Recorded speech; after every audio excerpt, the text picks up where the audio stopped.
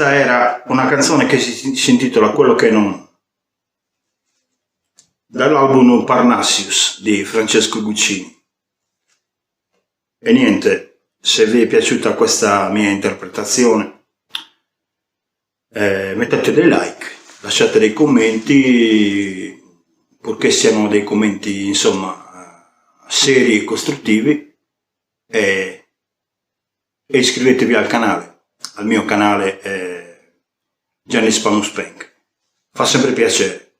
Ciao a tutti, viva la musica, viva la musica, viva la musica, viva la musica, sempre.